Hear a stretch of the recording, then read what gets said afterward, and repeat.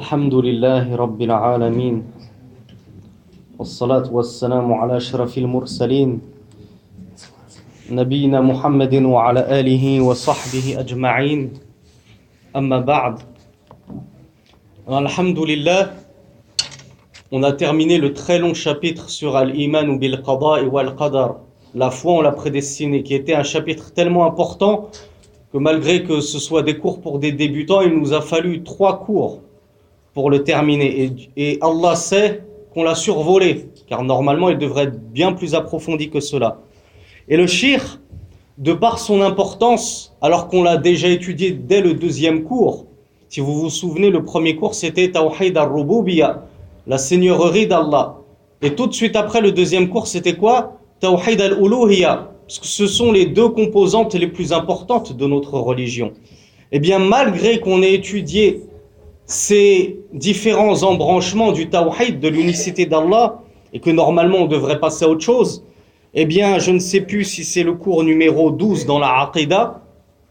Quoi qu'il en soit, le shirk a réitéré ce cours, il a réitéré ce chapitre, et pour vous montrer à quel point il est crucial dans notre religion. Et c'est justement sur ce point précis que se sont égarés les Quraysh, les polythéistes de la Mecque, comme on l'avait expliqué.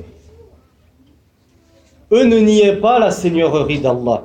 Ils ne niaient pas Tawhid al-Rububiyya. Lorsqu'on leur disait qui est le créateur des cieux et de la terre, qu'est-ce qu'ils disaient? Ils disaient c'est Allah. Jamais ils n'ont prétendu que c'était Baal, Uzza, Manat ou une autre divinité si ce n'est Allah qui avait tout créé.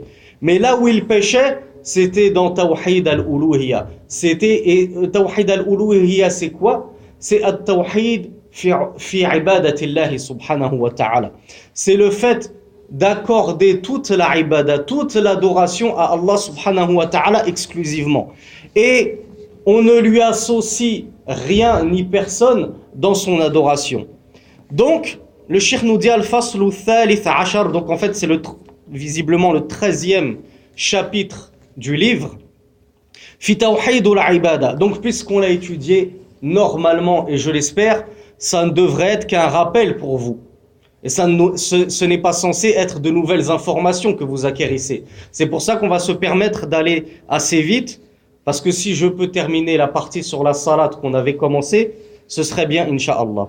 Donc le cheikh nous dit يؤمن المسلم بألوهية الله تعالى للأولين والآخرين وربوبيته لجميع العالمين وأنه لا إله غيره ولا رب سواه فلذا هو يخص الله تعالى بكل العبادات التي شرعها لعباده وتعبدهم بها ولا يصرف منها شيئا لغير الله تعالى فإذا سأل يسأل الله وإذا استعان بالله وإذا نذر لا ينذر لغير الله. ماذا قلنا عن النذر؟ ما هو النذر؟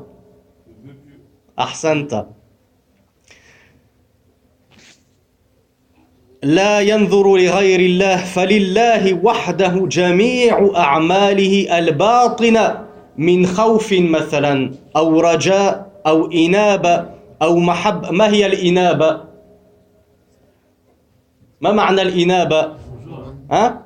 الرجوع. أحسنت، هذه هي التعريف اللغوي. التعريف اللغوي من الإنابة هي الرجوع، والتعريف الاصطلاحي التوبة، الاستغفار والتوبة. فنقول رجعنا إلى الله سبحانه وتعالى باستغفاره وتوبته. كإنابة ومحبة وتعظيم وتوكل، يعني كل ذلك من العبادات، هي عبادة لله سبحانه وتعالى لا يجوز تصريفها أو لا يجوز تصريفه لغيره سبحانه وتعالى. وكالظاهرة، يعني كالعبادات الظاهرة من صلاة وزكاة وحج وجهاد وذلك للأدلة النقلية والعقلية الآتية. Donc le cheikh nous dit, simple rappel normalement, hein, le musulman croit en uluhiyatullah. C'est quoi uluhiyatullah? C'est le droit propre à Allah subhanahu wa ta'ala à la divinité. Qu'est-ce que ça implique que seul Allah subhanahu wa ta'ala ait le droit d'être divinisé? Ça implique qu'il est le seul à avoir droit à l'adoration. Donc on ne peut adorer nul autre si ce n'est Allah subhanahu wa ta'ala. Ça peut vous paraître évident, théoriquement parlant, mais dans la pratique, on en rencontre des vertes et des pas mûres, en France comme dans des pays musulmans.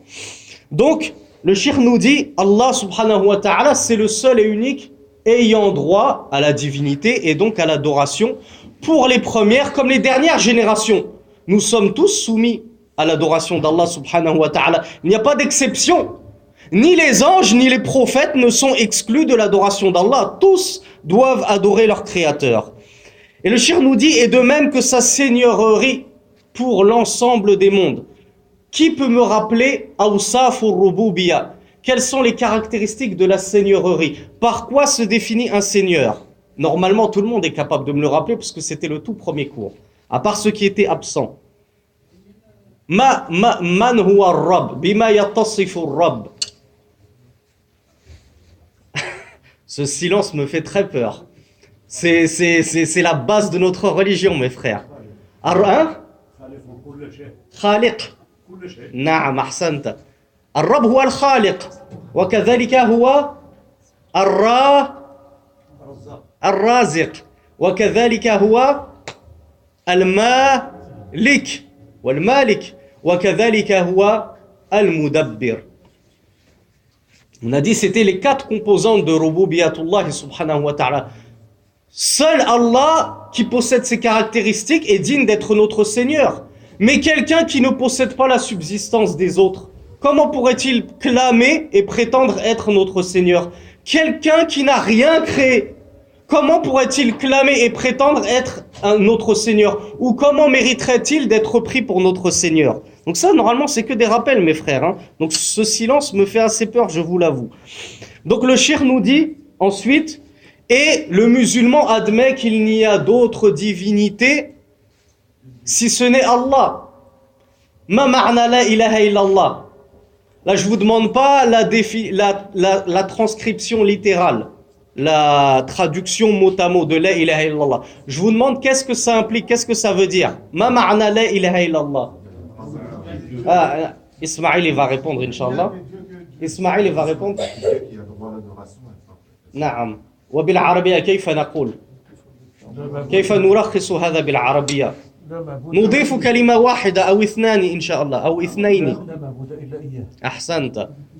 لا معبود يستحق العبادة إلا الله سوى الله سبحانه وتعالى. Donc le cheikh nous dit, et pour cela, parce que Allah subhanahu wa ta'ala c'est le seul Seigneur, parce que c'est le seul Dieu, c'est la seule divinité et qu'il n'y en a pas d'autre que lui, alors tout naturellement, c'est vers lui qu'on va orienter toutes nos adorations, tous nos actes d'adoration. Donc il nous dit, le musulman lui voue exclusivement toutes ces adorations qu'il nous a prescrites.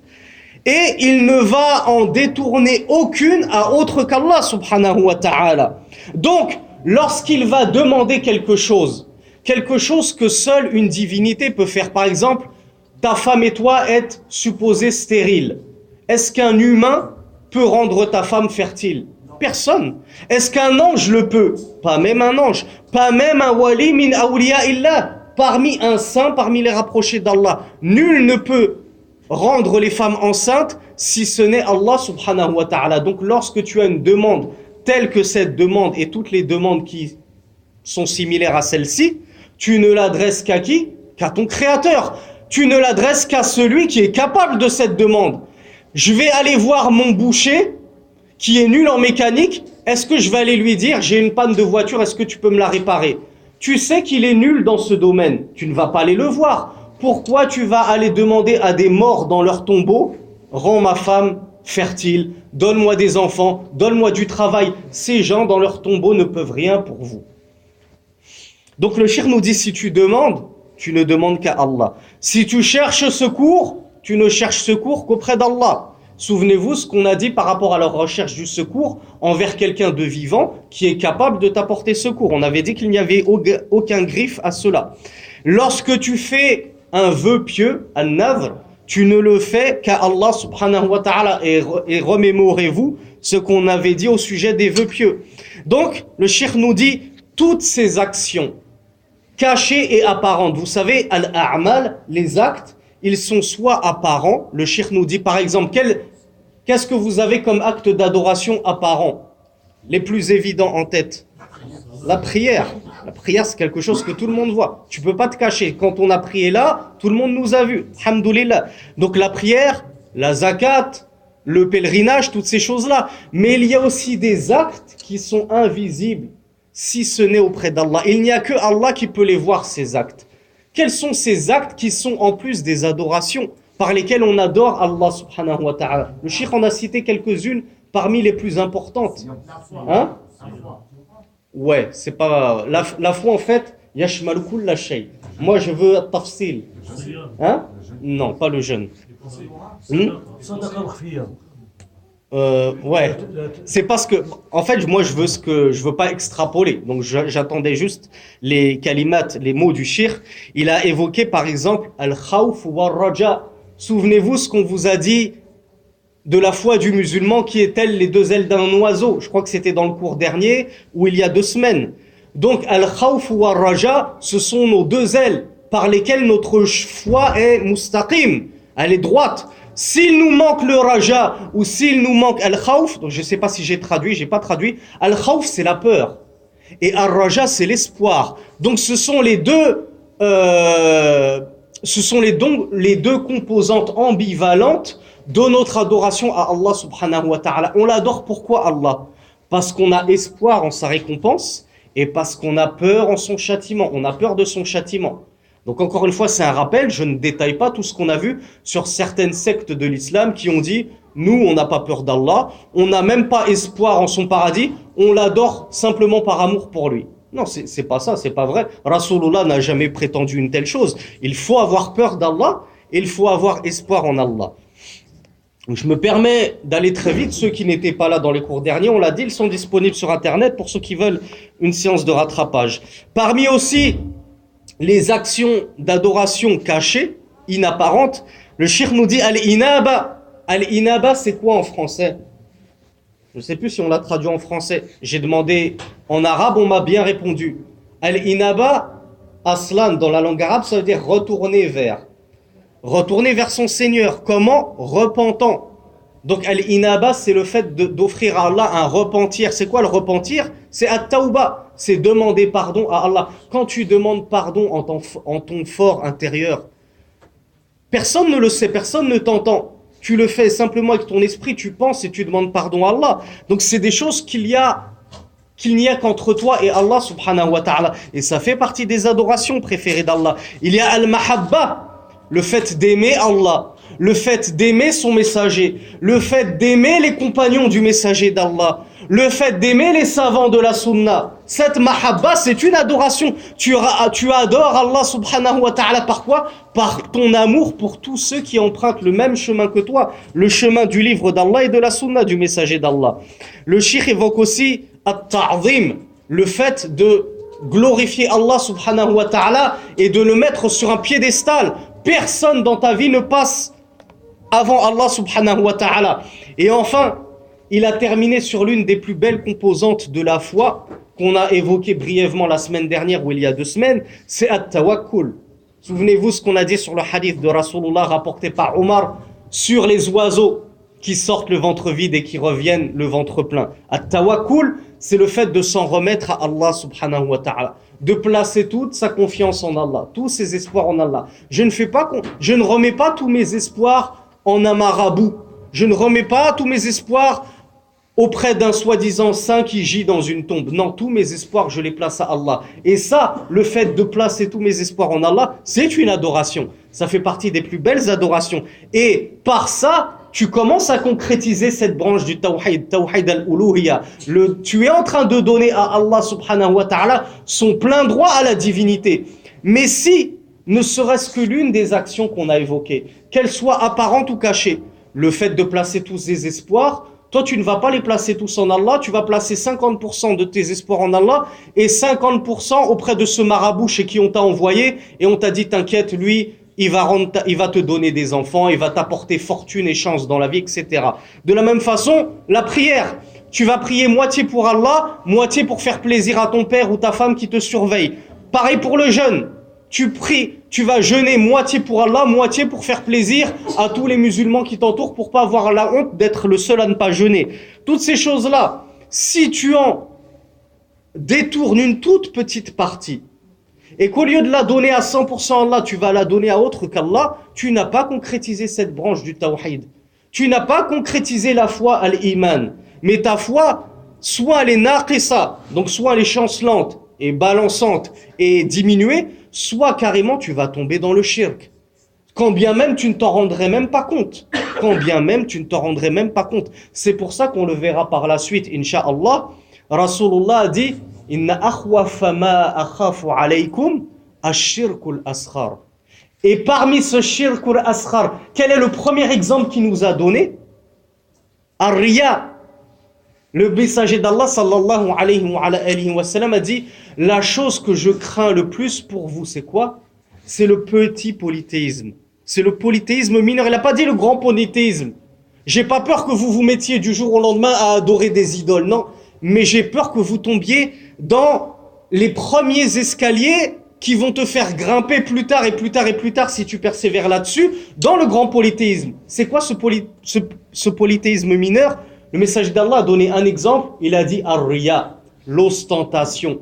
Le fait de faire des choses non plus par Allah subhanahu wa ta'ala, mais pour qu'on t'entende, pour qu'on dise « Ah, celui-là, il est comme si. Ah, celui-là, masha'Allah, la quwwata illa billah. » Après l'Aïcha, il fait des dizaines et des dizaines de nawafil. Mais en fait, ces nawafil, ces prières surrogatoires, tu ne les fais pas pour Allah. Tu les fais pour impressionner la foule. Mais tu n'impressionnes nul autre que toi, akhi. Et tu es en train de tomber dans le polythéisme mineur, dans le shirk al-asghar, qui est le polythéisme sur lequel le messager d'Allah sallallahu alayhi wa sallam avait le plus peur pour sa communauté. Donc le shirk nous cite comme à son habitude les adillah, les preuves tirées du Coran, de la Sunna, et aussi les adillah aqliya tirées de la raison. Donc on va en lire juste une partie, Inch'Allah, puisque ce cours est du déjà vu normalement. Il nous dit, comme par exemple le verset « La ilaha illa ana fa'budni ». Allah subhanahu wa ta'ala nous dit « Il n'y a d'autre divinité que moi, alors adore-moi. Ne va pas te mettre à adorer un autre qu'Allah. » Et souvenez-vous, lorsque l'on lira ces versets et que vous voyez le mot « fa'budni », pensez à toutes ces ibadat qu'on vient d'invoquer. La prière, le jeûne, la zakat, le pèlerinage, mais aussi les actions d'adoration qui ne sont pas apparentes. La crainte, la révérence, l'amour, l'espoir, toutes ces choses-là. Le fait de chercher secours auprès de quelqu'un qui ne possède nulle force, si ce n'est la force d'Allah subhanahu wa ta'ala, toutes ces choses-là. Allah nous dit aussi « Wa iyaya farhaboun » et auprès de moi, retournez. Je ne sais pas si je vais le lire tout de suite.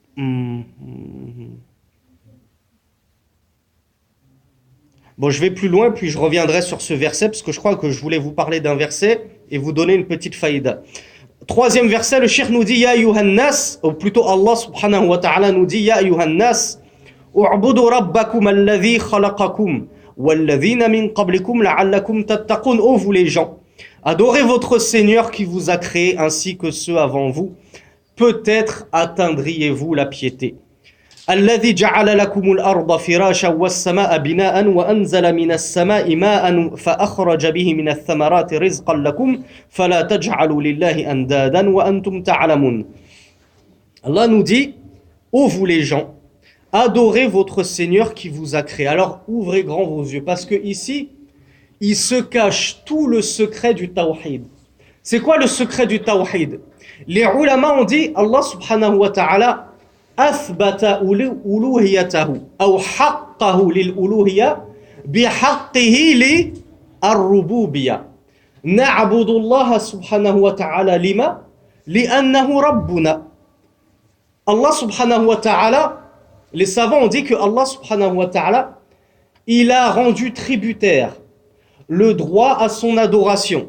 C'est-à-dire qu'il a fait de son adoration un droit en vertu de quoi? En vertu du fait qu'il est le seul Seigneur. En fait, pourquoi est-ce qu'on adore Allah subhanahu wa ta'ala? La réponse, parce que c'est notre Seigneur. Li'annahu Rabb. Si ce n'était pas un Seigneur, il n'aurait pas le droit à l'adoration. Et ainsi, Allah Azza wa Jal a rendu caduque l'adoration de tout autre que lui. Comment? En disant, je suis le seul Seigneur. Et ceux que vous adorez en dehors de moi, ce ne sont pas des seigneurs. Pourquoi? Parce qu'ils ne possèdent pas les 4 composantes qu'on a évoquées au début du cours. Ils ne sont pas ceux qui créent. Al-Khaliq. Vous adorez des gens et des choses, des statues, des pierres, qui ne créent rien. Donc déjà, ils sont disqualifiés de la seigneurie. Ils ne peuvent pas être pris pour des seigneurs.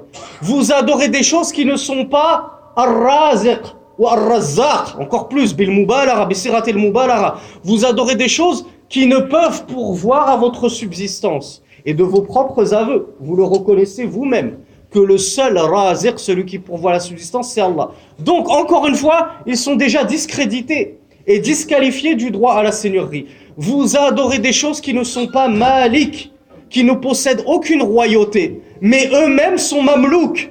Eux-mêmes sont possédés. Ces idoles, c'est Allah qui les possède. C'est Allah qui, s'y veut, les brise en 1000 morceaux. D'une seule volonté de sa part. Kun fayakun.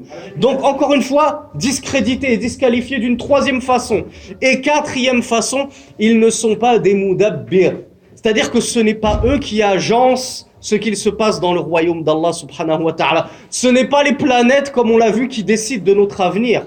Les planètes et leurs mouvements ne sont soumis qu'à la volonté d'Allah Azza wa Jal. Donc, voilà comment Allah subhanahu wa ta'ala a disqualifié tout autre que lui du droit à l'adoration. En les disqualifiant au droit de la seigneurie. Puisque ce ne sont pas des seigneurs, car ni ils ne créent, ni ils ne possèdent quoi que ce soit, ni ils ne pourvoient la subsistance de qui que ce soit, ni ils n'agencent quoi que ce soit dans mon royaume à moi Allah. Alors, puisqu'ils ne sont pas des seigneurs, ils n'ont aucun droit à al-uluhiyya, à l'adoration. Ça, c'est fondamental dans notre religion. Vous le trouverez toujours, ce raisonnement, dans le Coran. Donc, ouvrez grand vos oreilles sur le verset qu'on a lu et qu'on va relire. Ya ayyuhan nas u'budu rabbakum. Oh, vous les gens, adorez Allah. Donc, adorez u'budu haqqullah lil uluhiyya, lil ibada. Allah nous dit adorer, c'est-à-dire, il nous dit le droit à l'adoration, il est réservé à Allah. D'accord, Allah, mais pourquoi? Alors, déjà, il nous dit u'budu rabbakum. Premier indice, parce que je suis votre Seigneur. Adorez votre Seigneur. Et ensuite, il nous explique pourquoi il est notre Seigneur. Alladhi khalaqakum walladhina min qablikum. Premièrement, parce que je vous ai créé. Adorez ce Seigneur qui vous a créé, vous et ceux qui étaient avant vous. Allah nous a tous créés du premier jusqu'au dernier. Deuxièmement, الذي خلقكم والذين من قبلكم لعلكم تتقون الذي جعل لكم الأرض فراشا والسماء بناء. Et c'est le mudabbir. Allah, c'est celui qui agence son royaume comme il le souhaite. Pourquoi il nous dit votre Seigneur qui vous a créé, vous et ceux qui étaient avant vous, celui qui a fait pour vous de la terre une surface étendue, plate, et qui a fait des cieux tel un édifice, tel un toit pour vous protéger. Donc là, Allah subhanahu wa ta'ala nous a parlé de son pouvoir de création. Là, il est en train de nous parler de son pouvoir d'agencer, d'organiser son royaume et sa création comme il le veut. Puis il nous dit wa anzala minas sama'i ma'an fa akhraja bihi minath thamarati rizqan lakum. On a la 3e composante de la seigneurie, ar-rizq. Le fait qu'Allah nous dit et c'est celui qui a fait descendre du ciel une eau par laquelle il a fait pousser des fruits par lesquels il assure votre subsistance. Donc vous voyez, Allah subhanahu wa ta'ala, il est en train de vous expliquer qu'est-ce que c'est que ar-rububiyya. Qu'est-ce que ça veut dire un seigneur? C'est quoi un seigneur? Le seigneur, c'est celui qui assure tout ceci à ses sujets. Et parce que c'est notre seigneur, fa'budullah. Alors adorez-le. Dans un autre verset, Allah nous dit fa'lam annahu la ilaha illallah. Sache qu'il n'y a d'autre Dieu qu'Allah. Donc, ce n'est pas juste dire la ilaha illallah sans science, mais la science doit venir avant la mise en pratique.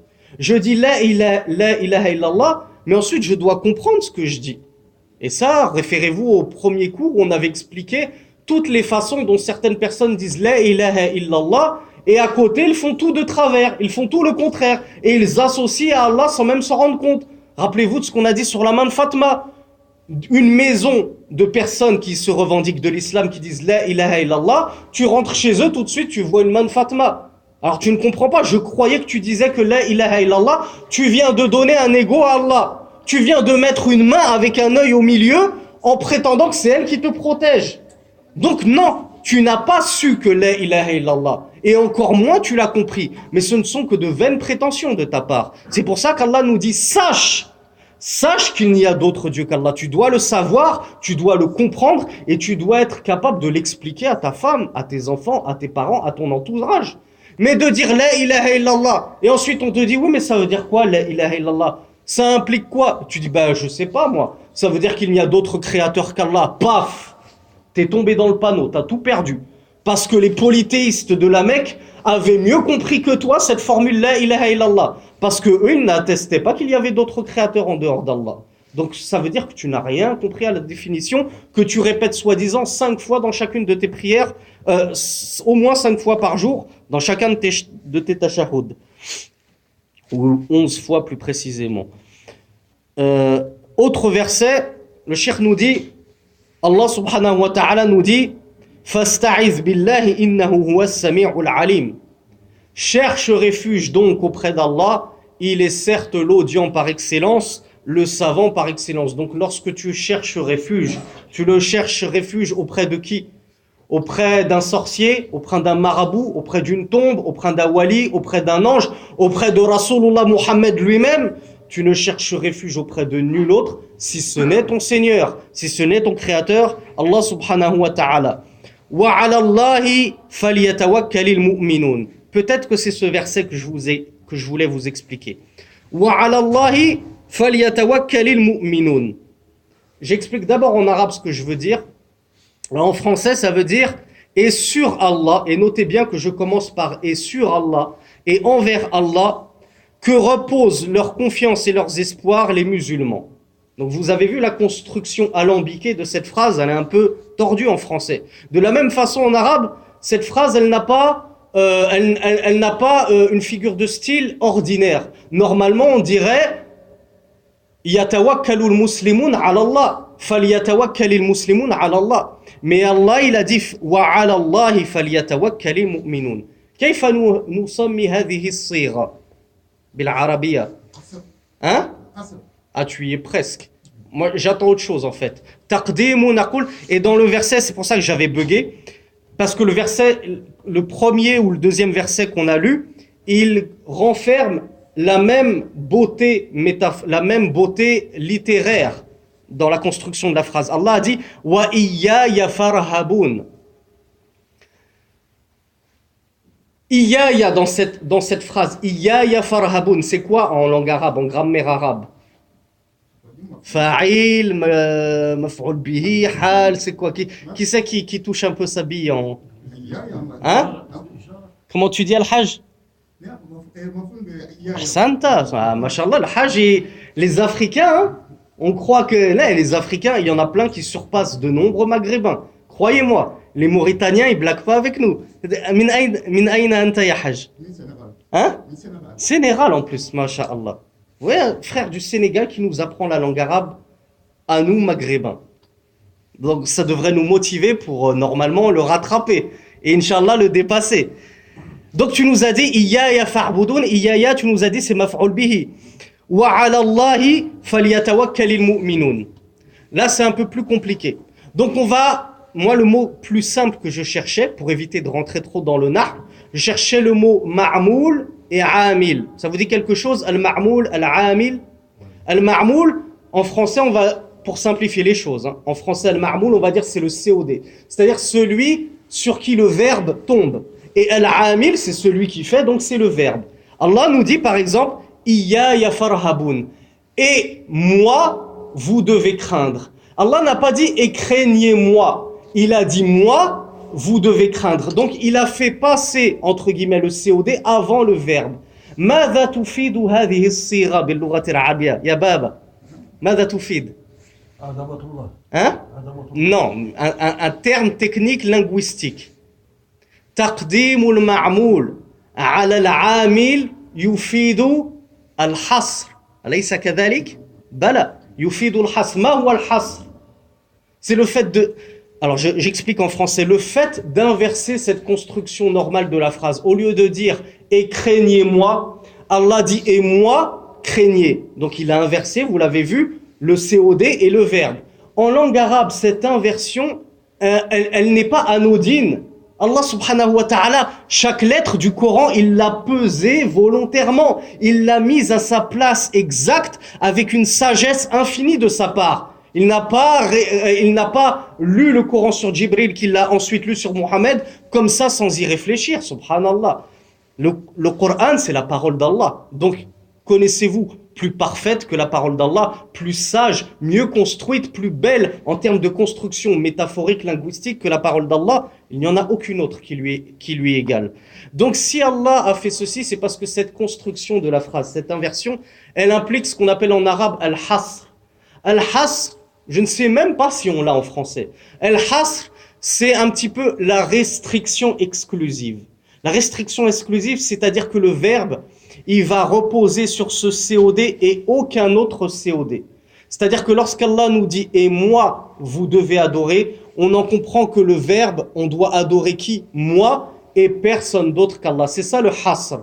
Yani, la na'budu siwallah. La na'budu illallah. Donc dans l'autre verset, quand Allah nous dit « wa 'ala Allahi falyatawakkalil mu'minun », ça veut dire quoi? Ça veut dire « la yatawakkalul mu'min » siwa ala Allah ou illa ala Allah. C'est ça al-hasr. C'est le fait de donner l'exclusivité au COD.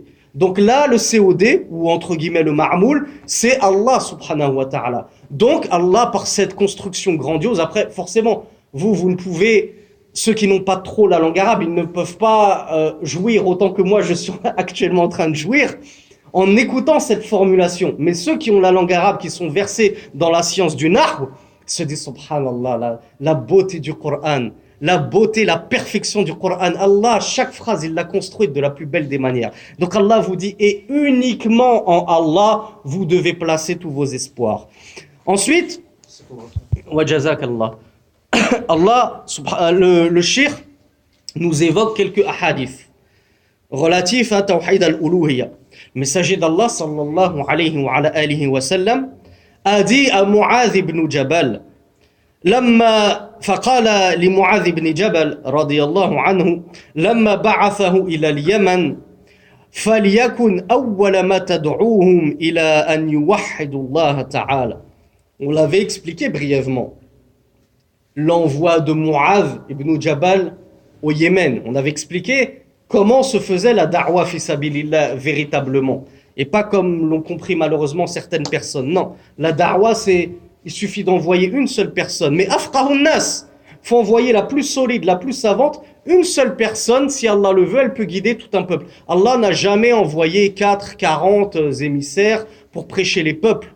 Tous les lundis, tous les jeudis, pendant 40 jours. Non, ça n'existait pas, ça, au temps du messager d'Allah. Il envoyait une personne, il choisissait le meilleur de ses sahaba. Comment il avait nommé Mu'adh ibn Jabal, qu'il a envoyé au Yémen? On l'avait expliqué. Il avait dit Mu'adh, afqahu sahabi. Vous vous souvenez pas? On l'avait expliqué. Donc Mu'adh, le messager d'Allah, sallallahu alayhi wa sallam, ou plutôt, il avait dit Mu'adh, a'lamun nas bil halal wal haram. Mu'adh, c'est le plus savant des gens du licite et de l'illicite. Donc il l'a choisi lui et pas un autre. Et il l'a envoyé prêcher les gens du Yémen. Qu'est-ce qu'il lui a dit? Il lui a dit que la première chose à laquelle tu vas les appeler, c'est quoi? Qu'il n'y a d'autre Dieu qu'Allah. Tu vas pas les appeler déjà à la prière. Tu vas pas les appeler à arrêter la cigarette. Tu vas pas appeler les sœurs à mettre le hijab. Non. La première des choses, c'est quoi le minhaj prophétique? La voix du prophète dans son enseignement, dans son balar, dans sa da'wa, dans sa transmission, c'est d'appeler les gens à ibadatullah, à n'adorer qu'Allah. C'est la première des choses à laquelle tu dois appeler les gens. Donc le cheikh a raccourci et il a arrêté le hadith ici, mais le hadith se poursuit, mais on l'avait déjà évoqué dans les grandes lignes. Dans un autre hadith, le messager d'Allah dit encore à Mu'adh, يا معاذ أتدري ما حق الله على العباد قال الله ورسوله أعلم قال أن يعبدوه ولا يشركوا به شيئا. Donc Rasulullah a dit à Mu'adh, ô Mu'adh, sais-tu quel est le droit d'Allah sur ses serviteurs? Donc Mu'adh a dit, Allah et son messager sont plus savants. Alors il lui a dit, le droit d'Allah sur ses serviteurs, c'est qu'il l'adore et qu'il ne lui ajoute aucun associé. Qu'il ne mette avec Allah subhanahu wa ta'ala aucun égal. Dans un autre hadith, قال النبي صلى الله عليه وعلى آله وسلم لعبد الله بن عباس وشرحنا هذا الحديث في الدرس الماضي قال إذا سألت فاسأل الله وإذا استعنت فاستعن بالله.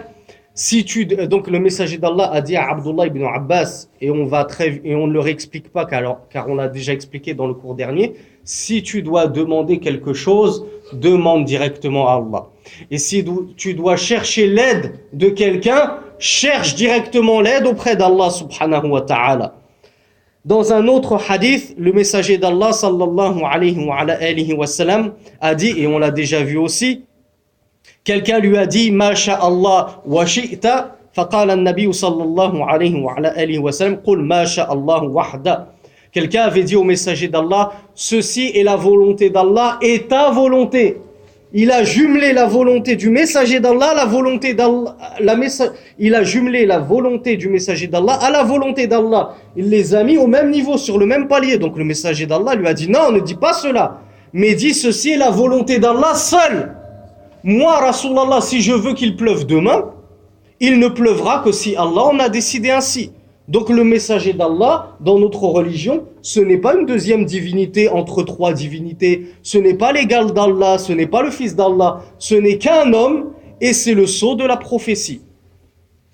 Il n'a aucune part dans la divinité. Wal'iyadhu billah, ce serait associé à Allah et tomber dans le polythéisme, comme l'ont fait Ahlul Kitab, comme l'ont fait les gens du livre, qui ont associé à Allah certains de ses envoyés, notamment Isa et Uzair, Jésus fils de Marie et Uzair.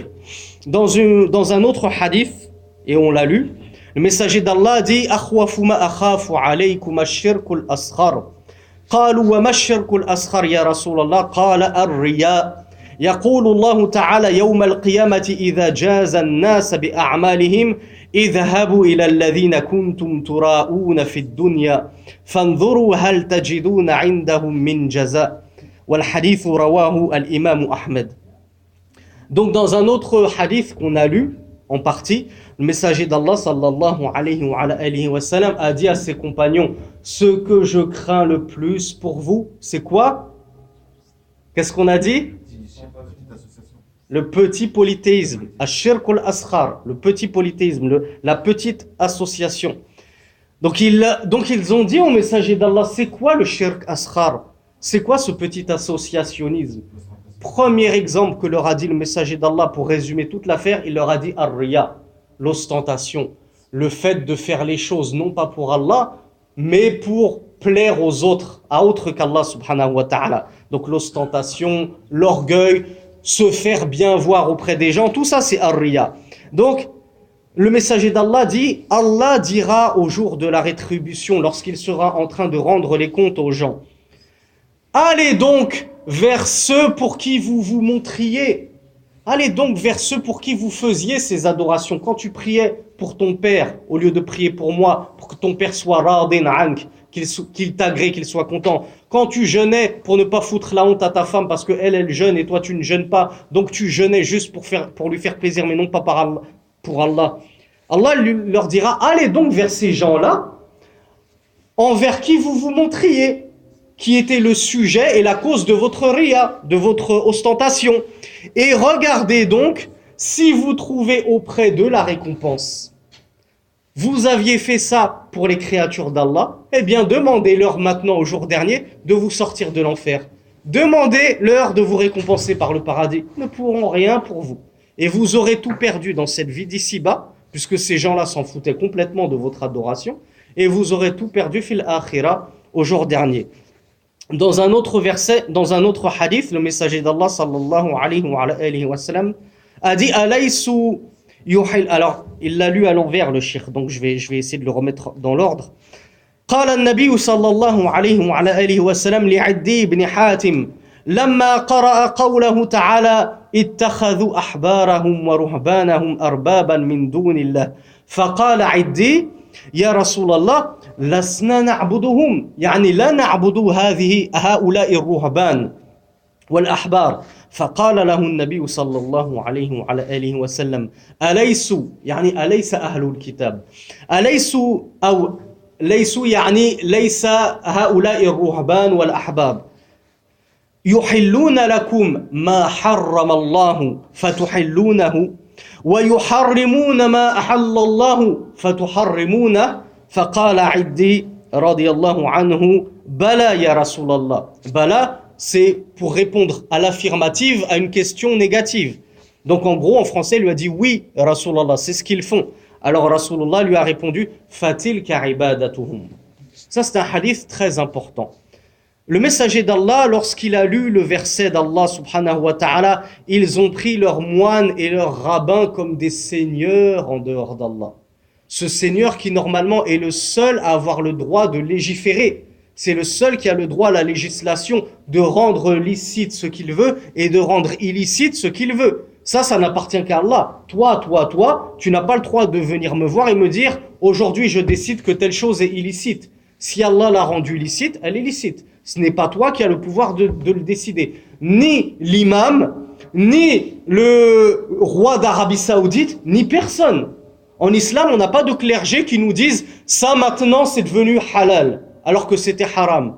Contrairement à ce que fait Tariq Ramadan et qui nous rend le halal haram et qui nous rend le haram halal. Tout ça pour vous dire que ceux qui font ça, ce sont des tourats, ce sont des taroutes. Ce sont des gens qui se sont appropriés un droit d'Allah qui lui est exclusivement voué et réservé. C'est quoi? C'est le droit à ash-shari'a, le droit de légiférer, d'édicter des lois. Ça c'est licite, ça c'est illicite. Donc lorsque le messager d'Allah a lu ce verset, ils ont pris leurs moines et leurs rabbins comme des seigneurs en dehors d'Allah. Iddi, qui était un compagnon du messager d'Allah, qui faisait partie des gens du livre, il a dit au messager d'Allah, nous ne les avions pas pris comme des seigneurs en dehors d'Allah. Pourquoi est-ce que Allah dit ceci? C'est pas vrai. On ne les a pas pris comme des seigneurs en dehors d'Allah. Alors le messager d'Allah lui a dit, et lui a répondu, n'est-il pas vrai qu'ils vont vous rendre interdit et illicite ce qu'Allah vous a pourtant rendu licite et autorisé? Et à contrario, ils vont vous rendre licite et autorisé ce qu'Allah vous a rendu illicite et interdit. Et alors vous allez agir en conséquence. Vous allez considérer ce que eux ont rendu licite comme licite et ce que eux ont rendu illicite comme illicite au fil de ce qu'Allah subhanahu wa ta'ala lui a décidé. Donc Aïdi lui a dit bala, c'est-à-dire oui Rasulallah, c'est vrai, c'est ainsi que les gens du livre font. Lorsque leurs moines et leurs rabbins leur disent c'est interdit, alors on le considère comme interdit, même si Allah nous l'a rendu illicite. Lorsqu'Allah a dit la circoncision c'est un wajib, les gens du livre, parmi les chrétiens par exemple, Paul leur a dit non, la circoncision c'est plus obligatoire. Paul leur dit la consommation du vin, la consommation du porc, c'est plus interdit. Et qu'est-ce qu'ont fait les chrétiens? Au lieu de suivre Allah subhanahu wa ta'ala, ils ont suivi Paul de Tars. Donc dès qu'ils ont des moines et des rabbins et des doctes qui leur rendent interdit ce qu'Allah a rendu licite, eh bien eux ils vont suivre leurs doctes, leurs prêtres, leurs moines, leurs rabbins, au lieu de suivre Allah. Donc Rasulullah, lorsque Aïdi leur a dit oui Rasulullah, c'est ce que font les gens du livre, ils suivent effectivement aveuglément leurs moines, comme si nous les musulmans on suivait aveuglément les imams. Moi, en tant que votre imam, je veux vous dire du jour au lendemain, aujourd'hui la zina c'est autorisé, la fornication c'est autorisé. Si vous me suivez là-dedans, c'est très grave. Vous m'avez placé comment? Sur un statut d'imam, ou vous m'avez placé comme votre divinité? Là, vous m'avez divinisé. Pourquoi? Parce que je vous ai rendu licite l'illicite et vous m'avez suivi moi au lieu de suivre Allah. Donc Rasulallah leur a dit c'est ceci leur adoration. Ainsi, ils adorent leurs doctes, leurs prêtres, leurs moines, leurs rabbins. Ils les adorent pourquoi? Parce qu'ils considèrent que tout ce qu'ils ont rendu licite est licite, quand bien même Allah leur est rendu illicite, et à contrario, ils vont considérer illicite tout ce qu'ils ont rendu ces moines et ces rabbins illicites, quand bien même Allah leur est permis et leur est rendu licite. Et enfin, dans un dernier hadith, Rasulullah sallallahu alayhi wa sallam, lorsque certains sahaba ont dit, levons-nous et allons chercher secours auprès de Mohammed. Ils ont employé le mot nastarif. Nastarif, nous allons chercher secours auprès de Mohammed contre tel munafiq, contre tel hypocrite qui leur faisait beaucoup de mal. Lorsque le messager d'Allah sallallahu alayhi wa sallam a entendu ça, il a dit innahu la yustaghathu bi wa innama yustaghathu billah. Certes, on ne cherche pas secours auprès de moi. Moi, je ne suis que le messager d'Allah, mais on cherche le secours uniquement auprès de qui? Auprès d'Allah subhanahu wa ta'ala. Donc voici, et en fait c'était l'avant-dernier hadith, le cheikh a évoqué un tout dernier hadith et Inch'Allah, je pense qu'on va conclure le cours là-dessus. Le messager d'Allah sallallahu alayhi wa sallam, très important, je suis content qu'on termine dessus. Et je suis content qu'il y ait certains jeunes qui soient parmi nous et qui nous écoutent, parce que cette erreur, on la trouve beaucoup chez les jeunes malheureusement. Le messager d'Allah sallallahu alayhi wa sallam a dit dans un hadith qui est rapporté par At-Tirmidhi, il a dit man halafa bi ghayri Allahi faqad ashraka. Wa fi qawlihi, en fait il y a un autre hadith, bon décidément, j'ai du mal avec le compte. Donc le messager d'Allah sallallahu alayhi wa sallam a dit celui qui jure sur un autre qu'Allah, il a certes associé, il a surélevé une créature au stade de la divinité avec Allah subhanahu wa ta'ala. Il a donné un égal à Allah. Donc lorsque l'on jure, on doit jurer sur qui?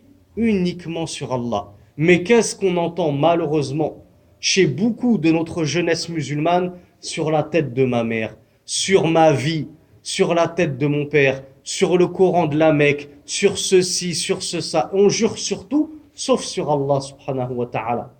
Le messager d'Allah vous dit quiconque jure sur un autre qu'Allah, il est tombé dans le polythéisme, il est tombé dans l'associationnisme. Alors je vous rassure, si dans votre cœur, cette personne par laquelle vous avez juré, par exemple sur la tête de ma mère, vous ne considérez pas réellement que votre mère c'est une divinité, vous n'en faites pas la Vierge Marie, vous n'en faites pas une idole, alors c'est juste du polythéisme mineur.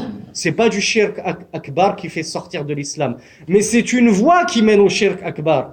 Le shirk asghar, le petit polythéisme, c'est une voie qui mène vers le grand polythéisme. Et c'est pour ça que Ibn Mas'ud, radiyallahu anhu, l'un des meilleurs compagnons du messager d'Allah et les premiers à s'être convertis, il a dit que je jure sur Allah en mentant, mais préférable que je jure sur autre qu'Allah en disant la vérité. Mentir, vous le savez tous, c'est un grand péché. Et j'ai bien dit c'est un grand péché, j'ai pas dit que c'est un péché, non. Il y en a qui prennent ça à la légère. Toute la journée, ils mentent, ils mentent, ils mentent. Al-kadhib min al-kaba'ir. Le mensonge en islam, ça fait partie des péchés capitaux. Al-kaba'ir. C'est pas min as-sara'ir. C'est pas un petit péché ma'arij, j'ai dit un petit mensonge. Non, c'est très grave de mentir dans notre religion. Mais Ibn Mas'ud, l'un des meilleurs compagnons du messager d'Allah, il a dit, je préfère encore mentir, donc commettre ce grand péché. Mais en mentant, je jure sur Allah. Wallahi que j'ai fait ceci, alors que c'est pas vrai. Il a dit, je préfère faire ça, plutôt que de dire la vérité, mais de jurer sur autre qu'Allah. Par Lat, par Uzza sur la tête de ma mère, qu'il y a un micro devant moi. J'ai dit la vérité, mais j'ai juré sur la tête de ma mère. C'est pire de dire la vérité en jurant sur autre qu'Allah, plutôt que de mentir, mais en jurant sur Allah. Si je vous dis, Wallahi, le micro devant moi, il est bleu. Je vous ai dit un mensonge, mais j'ai juré sur Allah. C'est moins grave que de vous dire, sur la tête de ma mère, le micro est noir. Donc vous comprenez? Donc personne ne vous incite à mentir. C'est juste pour vous montrer la gravité du shirk asghar. Comme l'ont dit les ulama, ash-shirkul asghar akbarul kaba'ir. La petite association, le petit associationnisme, ash-shirkul asghar, c'est déjà le plus grand de tous les péchés capitaux. Tu pourras jamais venir me voir en me disant j'ai tué 100 personnes et j'ai violé 100 autres enfants. Est-ce que je suis mieux, est-ce que je suis pire que celui qui a associé à Allah dans le shirk asghar? Je te diras non, t'es pas pire que lui. Pourquoi? Parce que lui il a réussi à faire même pire que toi. Qu'est-ce qu'il a fait? Ashraka billah. Walau kana shirkuhu shirkan asghar. On te dit non, tu n'es pas pire que lui parce que lui, il a associé Allah. Quand bien même son associationnisme, c'est le petit associationnisme. Les savants ont dit, la petite association en Allah, elle est le pire des péchés capitaux. Elle est le pire de tous les péchés. Bien sûr, après Ashirkul Akbar, bien évidemment. Et donc voilà pourquoi je voulais m'arrêter juste quelques secondes. Mes frères, mes sœurs qui nous écoutez, faites le rappel à vos enfants, faites le rappel aux plus jeunes et faites même le rappel aux personnes âgées qui seraient affectées par ce vice qui est le fait d'associer à Allah dans le serment. Au lieu de dire je jure par Allah, il dit je jure sur la tête de ma mère, je jure sur ceci, je jure sur cela. Et dans un dernier hadith sur lequel on va aussi, Inch'Allah, s'appuyer quelques instants, s'attarder quelques instants, le messager d'Allah sallallahu alayhi wa sallam a dit inna ar-ruqa wat-tama'im wat-tiwala shirkun. Alors on va demander à al-hajba ruqa jam'u madha? Hein? Ruqya. Wa-tama'im jam'u madha? Hein? C'est quoi le mufrad de tama'im? Ma mufradu tama'im? Qui le sait? Hajj. Hein? Non. Tamima. Tamima. Vous savez tous ce que c'est qu'une tamima. Vous plus que moi. Au bled, on envoie des tamima, des tama'im. Wa tiwala. Man yadri ma hiya tiwala. Ta'rif ya ba? Ma hiya tiwala. At-tiwala kana, Inch'Allah, j'explique après. J'explique en arabe, je vais jusqu'au bout de mon raisonnement, ensuite je traduis bi'idhnillah. At-tiwala kana naw'an min ash-shirk. كان نوعا من الشرك في زمن النبي صلى الله عليه وعلى آله وسلم وما زال هذا الشرك حاضرا في زماننا هذا كانت التولى نوعا من الدبلة. تعلمون ما هي الدبلة؟ الخاتم كانوا يلبسون المرأة أو تلبس المرأة زوجها هذه الخاتم أو هذا الخاتم، هذه الدبلة التولى، لظنها أن هذا أو أن هذه التولى ستقوي المحبة بينها وبين زوجها ولن يلتفت إلى غيرها ولن يتزوج عليها. فهمتم؟ أليس هذا موجود عندنا ونحن نسميه دبلة الزواج أو دبلة النكاح. En français on appelle ça une alliance de mariage. Ça existe encore. والشرك والعقيدة فيها في هذه الدبلة ما زالت موجودة عند بعض الناس والحمد لله. زال هذه العقيدة الفاسدة عند الكثير من الناس ولكن ما زالوا يلبسونها وهو مكروه. لدي العلماء حكم لبس الدبلة دبلة النكاح مكروه عند البعض وعند البعض حرام. فما فيش علماء يقولون سنة أو مستحب أن تلبس الدبلة عند الزواج. Donc je traduis Inch'Allah le tout. Le messager d'Allah sallallahu alayhi wa sallam a dit certes les exorcismes. Ar-ruqa, c'est le pluriel de ar-ruqya. Et on avait fait une khutbah sur l'exorcisme. Pas la peine que je redétaille ce que c'est que l'exorcisme shar'i, légiféré dans notre religion. Donc c'est pour ça que le messager, lorsqu'il a dit certes les exorcismes, les tama'im, c'est-à-dire les amulettes que l'on accroche, et les tiwala, les bagues, on va expliquer tout ça, ce sont du shirk. Ne me disent pas, ah oui, mais tu nous as fait une khutbah en nous disant que la ruqya c'était autorisé. Maintenant, Rasulullah, il a dit que la ruqya c'est du shirk. Pas besoin de réexpliquer ce qu'on a déjà expliqué, barakallahu fikum. Donc le messager d'Allah dit certes les ruqya, les exorcismes, et les tama'im. Les tama'im, ce sont les amulettes. Les amulettes, c'est quoi? Malheureusement, et le messager d'Allah nous dit les amulettes c'est du shirk. Pourquoi? Parce que à 99%, les amulettes, on les prend chez qui? Et on se les fait faire chez qui? Chez des marabouts.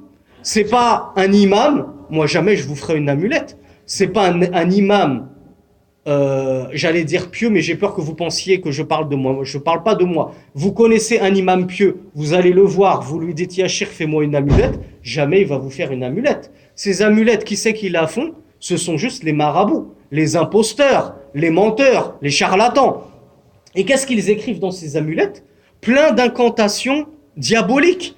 des odes, des louanges au shaitan, au djinn, et pour mêler le vrai du faux, comme c'est leur spécialité de mêler le vrai du faux, ils peuvent effectivement t'écrire quelques versets coraniques. Toi, tu vas lire des trucs incompréhensibles, des lettres comme si c'était de l'hébreu, des chiffres qui veulent rien dire. Mais entre tout ça, tu vas lire Qul huwallahu ahad, Allahu samad, tu vas dire, ah ben c'est bon, j'ai reconnu, il y a une partie de Surat al-Ikhlas, c'est bon. Non, c'est pas bon. Il s'est joué de toi. Il a mêlé la vérité au faux. Et ces amulettes ne sont que des incantations démoniaques. Des incantations qui appellent à s'entraider des djinns, à s'entraider des démons, à leur vouer fidélité, à leur jurer fidélité. Donc la plupart de ces amulettes, ce sont du shirk, comme l'a dit le messager d'Allah, ce sont de l'association. Toi, tu vas voir ton marabout, rien que le fait d'être allé voir un marabout, d'être allé voir un sorcier, pour lui dire « donne-moi un remède pour que ma femme ait des enfants », on a vu que c'est du shirk. Tu es tombé dans l'association. Tu as fait avec Allah, tu as donné à Allah un associé dans son adoration. Au lieu de t'en remettre uniquement à Allah, tu es allé chercher secours auprès de ce marabout. Donc tu es tombé dans le shirk. Tu es tombé dans l'association. Et en plus, le marabout, il va accrocher à ton cou une chose qui va ramener tous les shayatines chez toi. Donc non seulement tu n'auras jamais de réponse à ta demande, à ta mas'ala, mais en plus il va aggraver ta situation. Donc voilà pourquoi le messager d'Allah a dit At-tama'im shirkun. Les amulettes, ce sont du shirk. Et pourquoi j'ai dit 99%? Parce que effectivement, il peut y avoir 1% des amulettes qui ne contiennent pas de shirk, et c'est comme par exemple certaines personnes qui vont accrocher par exemple un verset coranique. Par exemple, Ayat al-Kursi, le verset du repose-pied, ou Surat al-Ikhlas, et ils vont l'accrocher autour de leur cou. Ou alors ils vont écrire A'udhu billahi minash shaitanir rajim, cette formule, ils vont l'accrocher autour de leur cou. Ou ils vont prendre un pendentif où il y a écrit Bismillahir Rahmanir Rahim, des choses comme ça. Donc ça, ce n'est pas du shirk. Ce ne sont que des versets coraniques. Ce ne sont que des paroles bonnes, des louanges d'Allah subhanahu wa ta'ala. Il n'y a rien d'autre là-dedans. Mais le fait que tu aies accroché ça, les sahaba, les compagnons du messager d'Allah eux-mêmes ont divergé. Est-ce qu'on a le droit de prendre des amulettes dans lesquelles il n'y a aucun shirk? Il n'y a que des versets coraniques, il n'y a que le nom d'Allah. Il y a des sahaba qui voyaient que c'était autorisé, et il y a des sahaba, des compagnons du messager, qui voyaient que ce n'était pas autorisé, même si ça ne contient pas de shirk. C'est pour ça que je vous ai dit, il n'y a que 1% d'amulettes qui ne contiennent pas de shirk, et qui, à la limite, à l'extrême limite, selon certains sahaba, sont autorisées si elles ne contiennent aucune incantation. Et enfin, donc le messager d'Allah nous a dit, les exorcismes sont du shirk. Les amulettes sont du shirk et At-Tiwala, c'est du shirk. Qu'est-ce que c'est qu'At-Tiwala? Donc on l'a expliqué en langue arabe. At-Tiwala, à l'époque du messager d'Allah, sallallahu alayhi wa sallam, c'était une bague par laquelle les gens avaient des croyances complètement associationnistes, polythéistes. Ils pensaient que si la mariée donnait à son époux, après le mariage, cette bague allait renforcer leur amour et leur union. Et le marié ne regarderait plus jamais une autre femme qu'elle, et jamais il ne s'amuserait à épouser une autre femme qu'elle. Donc, elles plaçaient leur espoir en qui? En Allah ou en cette bague? Elles pensaient que c'était Allah qui détenait, comme l'a dit le messager d'Allah sallallahu alayhi wa sallam, les cœurs des gens entre ses doigts, ou elles pensaient que c'était cette bague qui par elle-même pouvait raviver l'amour entre elle et son mari. Et ça arrivait aussi aux hommes. Certains hommes offraient cette bague de mariage à leurs épouses en pensant que elles préserveraient la fidélité de leur femme et que leur femme ne leur tromperait jamais. C'est pour ça que le messager d'Allah sallallahu alayhi wa sallam a dit At-Tiwala shirkun. Ce genre de bague, c'est du shirk. Et je vous ai dit, dans la partie en arabe, que ces bagues, malheureusement, elles existent encore. Qu'est-ce que c'est que ces bagues? C'est les alliances de mariage. On a beaucoup de musulmans qui sont tombés dans l'erreur de la mode des gens du livre d'adopter ces alliances de mariage. Et quand bien même, ils n'auraient pas la même croyance. D'ailleurs, les gens du livre eux-mêmes, on va pas se mentir, en majorité, ils n'ont plus cette croyance complètement hétérodoxe, complètement exogène au tawhid, à l'unicité d'Allah, en pensant que lorsqu'on s'échange les alliances de mariage, c'est ça qui va renforcer l'amour entre nous et qui va nous préserver de la fornication, de l'adultère, toutes ces choses-là. Les chrétiens eux-mêmes n'ont quasiment plus cette croyance, même si elle perdure chez certaines personnes. Mais les ulama ont dit que le fait que c'est une tradition des gens du livre, ou des koufars, comme certains disent que c'était les Grecs à l'époque, les polythéistes de la Grèce, qui ont inventé cette tradition de s'échanger des alliances lors du mariage, ils ont dit alors il ne convient pas aux musulmans de s'échanger des alliances et d'adopter des alliances de mariage afin de ne pas tomber dans l'interdiction qui est laquelle, qui est le fait de ressembler aux gens du livre ou de ressembler aux non-musulmans, comme le messager d'Allah sallallahu alayhi wa sallam nous en a dissuadé à moult reprises. Et il y a certains savants, c'est une minorité, qui ont dit, puisque maintenant cette tradition, elle s'est répandue dans tout le monde, et même le monde musulman, même en Égypte, même en Arabie Saoudite, même au Yémen, même aux Émirats, même en Algérie, même au Maroc, même en Tunisie, où vous voulez dans le monde musulman, on va trouver des mariés qui s'échangent des alliances. Donc ces savants disent, puisque cette coutume, elle a dépassé les frontières des non-musulmans et que même les musulmans ont adopté cette coutume, alors à la limite ça passe, on va autoriser. Donc vous voyez, la majorité des savants vous disent c'est détestable d'adopter les alliances et il y a une minorité qui vont dire bon, c'est pas grave, ça passe. Ça vous fait penser à quelque chose qu'on avait évoqué par rapport au libas. Vous vous souvenez ce qu'on avait dit sur le costume cravate?